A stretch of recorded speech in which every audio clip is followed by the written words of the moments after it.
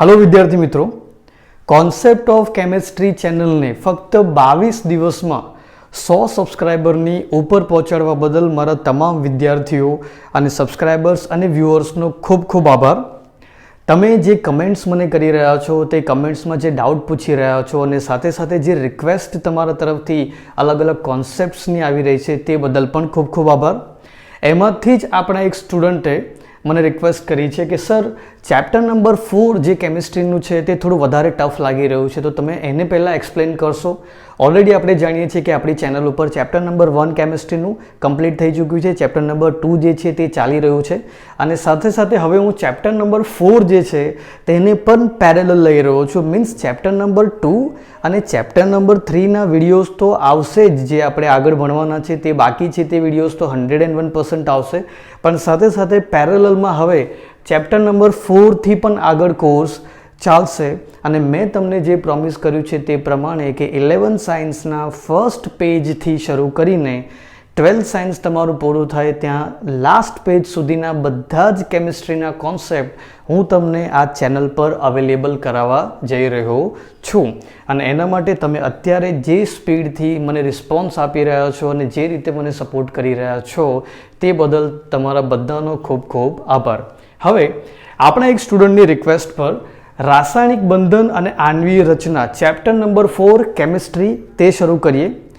સૌથી પહેલાં આપણે જોઈએ આ ચેપ્ટરનું ઇંગ્લિશ નામ છે chemical bonding and molecular structure અને ઇન્ટ્રોડક્શન પેજમાં એટલે શરૂઆતના પેજમાં આપણને ખૂબ સરસ ડેફિનેશન આપી છે। એ ડેફિનેશન આમ સિમ્પલ છે, પણ એ ડેફિનેશન જો સમજો નહીં તમે તો એના વગર કેમિસ્ટ્રીમાં તમે એન્ટર કરી શકો નહીં। ડેફિનેશન છે રાસાયણિક બંધનની, બરાબર? જો સાંભળજો, રાસાયણિક સ્પીસીઝમાં જુદા જુદા ઘટકોને, હવે જુદા જુદા ઘટકો એટલે શું?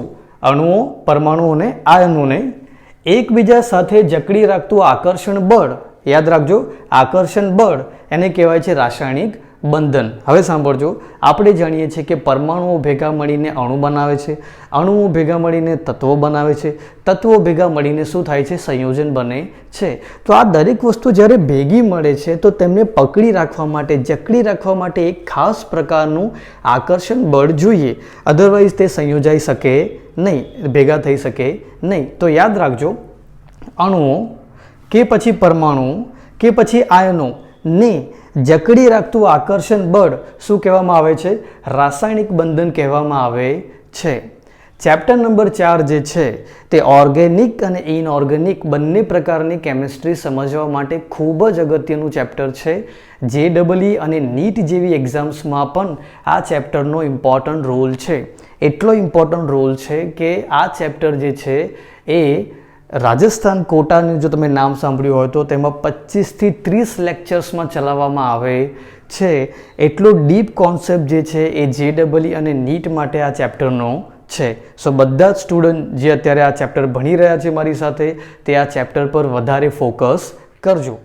સાથે સાથે આ ચેપ્ટરમાં એવા ઘણા બધા સવાલોના જવાબ તમને મળશે જેના કારણે કેમિસ્ટ્રીના ફંડામેન્ટલ થોડા વધારે ક્લિયર બનશે। દાખલા તરીકે, પરમાણુઓ શા માટે સંયોજાય છે? પરમાણુઓ ભેગા કેમ થાય છે? સંયોજાય છે કેમ? અને એમાંથી અલગ અલગ પ્રકારના રાસાયણિક પદાર્થો કેવી રીતે બને છે? શા માટે અમુક જ સંયોજનો શક્ય બને છે? કેમ બધા જ પ્રકારના પરમાણુ એકબીજા સાથે જોડાતા નથી? અમુક ખાસ પ્રકારના પરમાણુઓ જ બીજા ખાસ પ્રકારના પરમાણુ સાથે જોડાઈને સંયોજનો કેમ બનાવે છે? શા માટે અમુક પરમાણુઓ સંયોજાય અને બીજા સંયોજાતા નથી?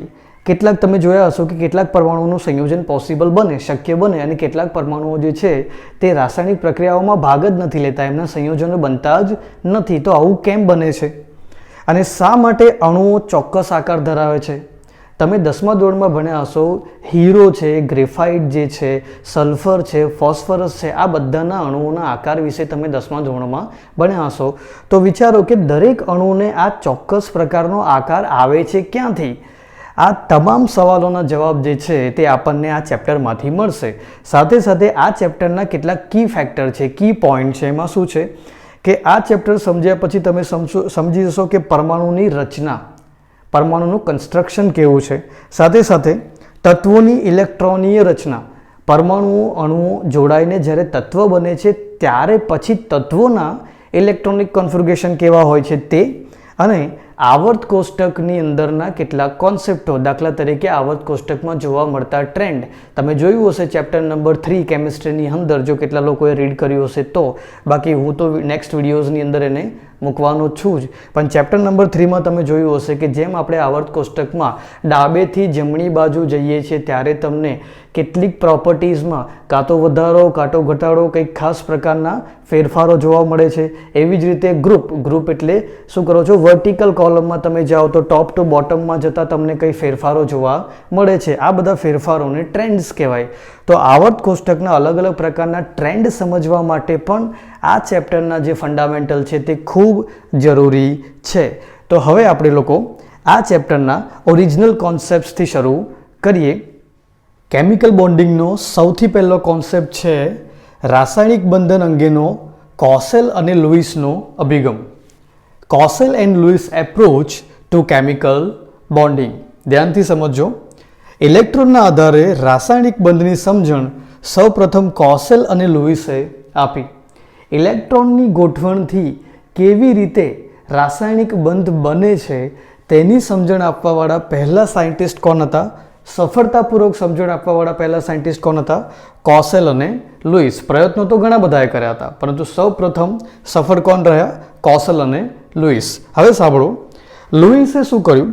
લુઈસે પરમાણુના કેન્દ્ર અને તેની અંદરના કોષના જે ઇલેક્ટ્રોન છે તેમને સંયુક્ત રીતે પરમાણુનું કર્નલ, યાદ રાખજો, પરમાણુનું કર્નલ તરીકે ઓળખાવ્યું. એનો મતલબ શું છે કે અંદરનું ન્યુક્લિયસ જે ધનભારિત છે, તેની સાથે પ્રોટોન ન્યુટ્રોન આવેલા છે તે, એટલે અંદરનું કેન્દ્ર, અને આજુબાજુના જે અંદરના કોષ એટલે એમાં જે ઇલેક્ટ્રોન રહેલા છે, જે ફૂલફિલ થયેલા છે, બરાબર, અંદરના જે કોષ જે છે તેમને કહી દીધું કર્નલ. અને જે સંયોજકતા કોષ છે એટલે પરમાણુનો સૌથી બાહ્ય કોષ જે છે તેને એક ઇમેજનરી એટલે એક કાલ્પનિક ક્યુબ તરીકે દર્શાવ્યો આ રીતે. હવે ધ્યાનથી આપો, આ ક્યુબ છે, આ ક્યુબમાં અંદરના ભાગમાં કર્નલ એટલે શું? પરમાણુનું કેન્દ્ર અને તેની આજુબાજુના અંદરના કોષમાં રહેલા ઇલેક્ટ્રોન, આમને ભેગા મળીને કર્નલ કહેવામાં આવે છે. અને પછી જે બાહ્ય કોષ જે છે તેને આ ક્યુબ એટલે સમઘન તરીકે દર્શાવ્યો. અને ત્યારબાદ લુઈસે કહ્યું કે તત્વના બાહ્ય કોષમાં વધારેમાં વધારે 8 જ ઇલેક્ટ્રોન સમાઈ શકે છે, અને આ 8 ઇલેક્ટ્રોનને તમે આ સમઘનના 8 કોર્નર ઉપર મૂકી શકો. જો આપણે જૂની કેમિસ્ટ્રી ભણી રહ્યા છે, જ્યારે આ કેમિસ્ટ્રીના કોન્સેપ્ટ ડેવલપ થયા, અત્યારે આપણે અલગ જાણીએ છીએ, પણ લુઈસે સૌ પ્રથમ જે અપ્રોચ કર્યો હતો તે હું તમને સમજાવી રહ્યો છું. લુઈસે બાહ્ય કોષને એક સમઘન તરીકે ઇમેજિન કર્યો. એ સમઘનના 8 કોર્નર ઉપર 8 ઇલેક્ટ્રોન આવી શકે અને તત્વ અષ્ટક પ્રાપ્ત કરે અને સ્થાયી રચના પ્રાપ્ત કરે. આવું સૌ પ્રથમ કોને કહ્યું હતું? લુઈસે કહ્યું હતું. એવું પણ કહ્યું કે જ્યારે તત્વો એકબીજા સાથે રાસાયણિક બંધથી જોડાય છે ત્યારે પણ આ રીતે પોતાનું અષ્ટક પૂરું કરવાનો જ ટ્રાય કરે છે અને સ્થાયી રચના મેળવે છે. જો શું છે, દાખલા તરીકે ઉમદા વાયુઓ લઈ લઈએ. ઉમદા વાયુઓમાં આપણે જાણીએ છીએ કે તેમના બહારના કોષ જે છે ઇલેક્ટ્રોનથી ભરપૂર હોય છે.